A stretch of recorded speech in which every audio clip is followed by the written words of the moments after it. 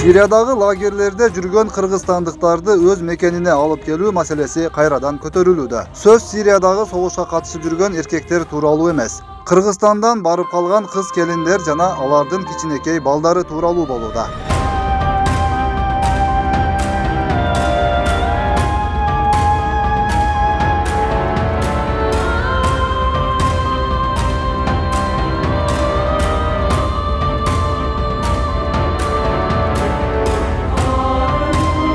Сузак районунун тургуну Сайдулла Атакуловдун кызы да Сириядагы лагерден келе албай жаткандардын катарында. Садыр Жапаров, Кашиев, Камчыбек менен. Мен бул жолу Камчыбек Жапаров жана Талант Мамытовдордон суранамын. Менин кызым 2014-жылы күйөөсү менен Сирияга кеткен. Көп өтпөй күйөөсү каза болуп калыптыр. Кызым кайра кайта албай Сирияда калып кетти. Ошол жердегилер паспорттарын алып коюшкан экен. Каза таптыр, өтүп кетти. Ondan keyin kızım buyakka öte almaya kap ketти. Kүйөөсү менен кызым алгач Турцияга жумуш издеп барышкан. Ошол жерде жүрүп анан бизге айтпай эле Сирияга кирип кетишиптир. Сирияда экенин күйөө балам каза болгондон кийин гана билдик. Андан соң 2015-жылы УКМКга кайрылдык. Кызматкерлер кызыңызды алып келип беребиз дешкен. Бирок ошондон бери майнап жок. İşte o жерде жүрүп, undan keyin şu Siriyada ötüp ketкен экен. Биз муну билмей калдык.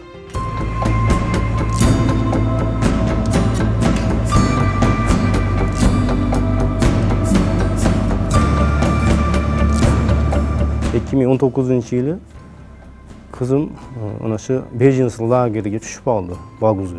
2019-жылы kızım Siriyanın Baguz jergesindeki kaçkınlar lagerine düşüp kaldı. Kızım kүйөөсү kaza болгондон кийин ошол Сирияда жүргөн оштук балага турмушка чыккан. Ал күйөө балабыз оштон Сирияга бүтүндөй үй бүлөсү менен 48 адам болуп кетишкен экен. Алардын учурда бир агасы гана тирүү калыптыр. Калганы каза болушуптур. Ал агасы да барымтада экен. Bir top кичинекей балдары жана кайненеси тирүү калышыптыр. Köleri bulgan, uşunday jiyanları bolup, başkası bolup 48 tası bolandı. Endi ulardan az bitti akası tirik kaptı.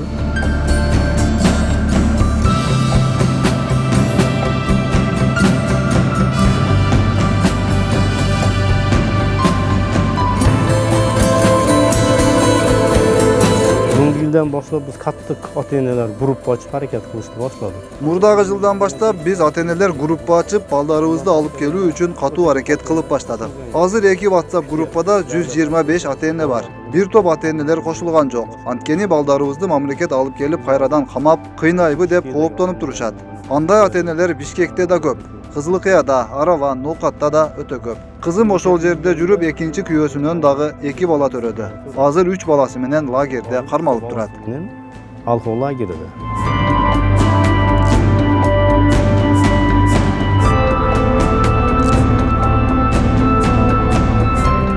Bu yerде связь чата болгон үчүн мен дайым 3-4 айда bir Ал жерде уюлдук байланыш начар болгондуктан биз 3-4 айда бир жолу байланышып турат элек. Мен жакшымын, тынч эле отурабыз деп айтып коет эле. Анткени алар согуш талаасынан сыртта жашачу. Кийинчерээк ал жерде да согуш башталып кеткенден кийин кызым качып чыгып лагерге келип калды. Азыркы күндө кызым каерде экенин так билбейм. Bir айдан бери байланыша албай жатам. Кайненесинен сурасам, кызымды балдары менен бирге күрттөр алып чыгып кеткен деди. Кайда алып кетишкени белгисиz. Ulardı bala çakasından 3 tasını hep çıkıp etkendi.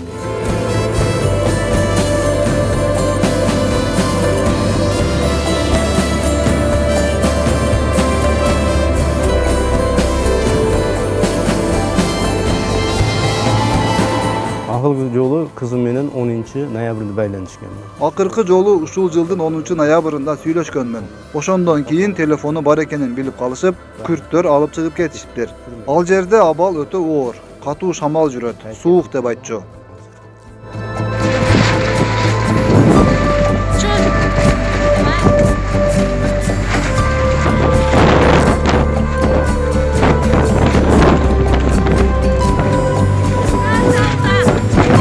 Endi bular bir aldanıp alıp ketken de. Биздин кыздарыбыз ал жака алданып кетишкен. Акча табамын деп азгырылган. Тышкы иштер министрлигине барсак эле бизди ата-энелерди жаман көрүшөт. Күнөөнүн баарын бизге оодарышат. Бирок эгемендүүлүк алгандан бери 30 жыл болду. Бүт бардык завод фабрикаларды талкалап жок кылышты. Жумуш орундары жок. Мен мисалы Орусияда иштеп гана балдарымды бактым. Азыр эми ден соолугума байланыштуу иштей албай калдым. To'g'ri kelmagani uchun bormayapman.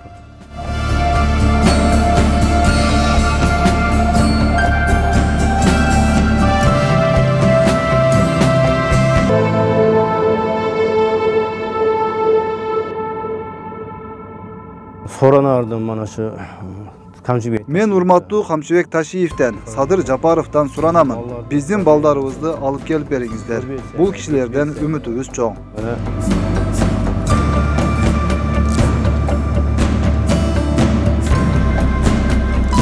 Mana burungi yili dekabr ayının ahırında Өткөн жылы декабрь айынын акыр ченинде мени УКМКга тергөөчү чакырган. Дайым барып турамын. Ошондо мага бир кагаз берип, ушуга кол коюңуз деди.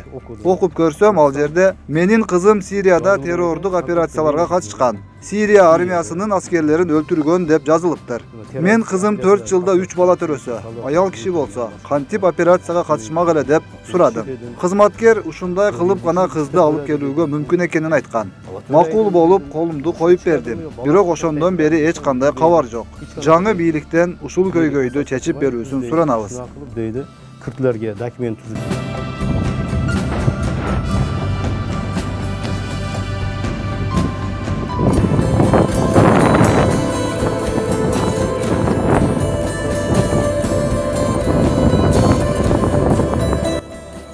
Gelemedim. Ketdi. Siriyadagы kızımdı 2015-жылы алып келемин деп уулум барган. Бирок уулум эжесин алып келе албай калды. Өзү ошол жакта каза болду. 25 жашта болчу.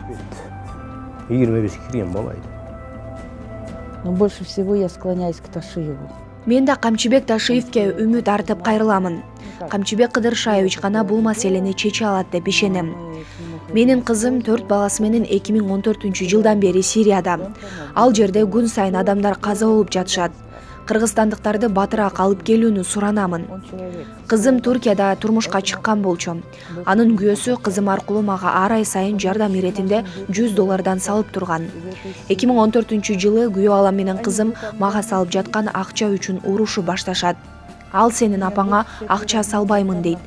Кызым анда өзүм иштеп, апама жардам беремин деп талашышат.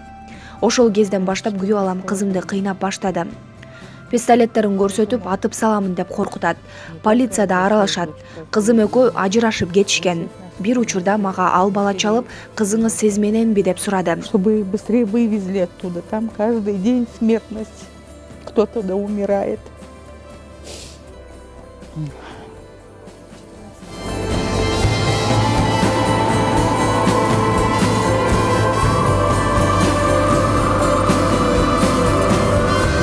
Моя дочь пропала, нету от нее ни слуху, ни духу. Бул жака келген жок деп кызымды таппай калдым. Арадан бир ай өтүп, кызым байланышка чыкты. Мен Сириядамын деди. Мен бул жакта турмушка чыктым. Баары жакшы деди. Кийинчерээк кызым чалып, анын күйөөсү согушта каза болгонун айтты. Андан соң аны дагы башкасына турмушка беришиптир. Анысы каза болсо, дагы башкасына берип. Ошентип жүрүп 3 бала төрөдүм.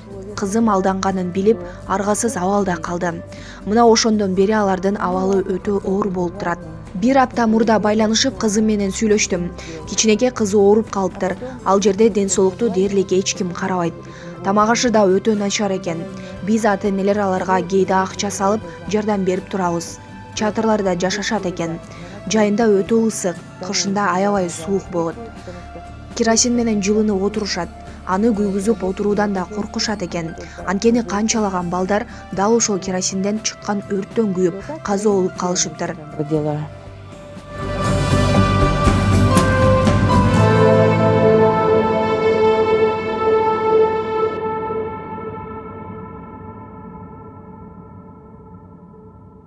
Нас, родителей, что в плохом. Өкмөттөн бизди күнөөлөгөндөрү да аз эмес.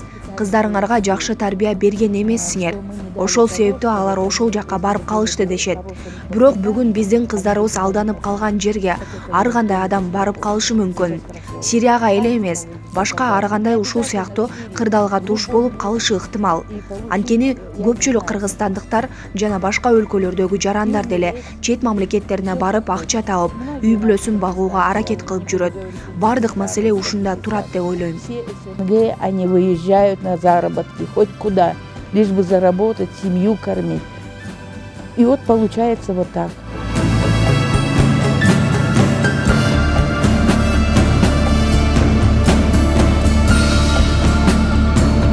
Siriyada жалпы 4000'den aşuun Borbor Aziya jarandары бар ekeni aytılıp kelet. El aralıq uyumdardın bildirүүsүндө учурда Siriyada жүргөн кыргызстандыктардын саны 801 адамга жеткен. Borbor Aziya өлкөлөрү Sirияга кеткен жарандарын буга чейин кайтарууга анча кызыктар болбой келди. Анткени террористтик идеяга сугарылган айрым жарандар мекенине кайтып барып, ири экстремисттик акцияларды уюштурушу мүмкүн деген чочулоолор болду. Өткөн айларда Сириядагы Бириккен Улуттар Уюмунун качкындар лагерине кармалып турган 34 тажикстандык аял өздөрү мекенине кайтуу өтүнүчү менен Тажикстандын тышкы иштер министрлигине чыгышкан. 30 апрелде Иракта террордук уюмга кошулуп кеткен тажик жарандарынын 84 баласы Тажикстанга кайтарылган. Казакстан быйыл Сирияда атайын операция жүргүзүп, 47 жаранын мекенине кайтарган. Алардын 30-у кичине балдар.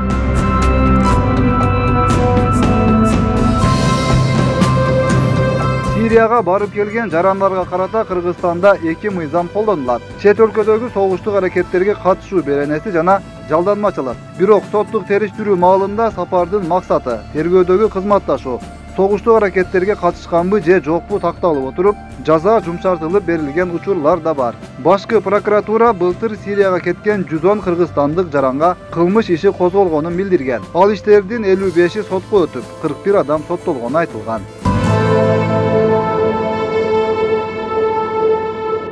Өткүрбек Рахманов, Регион.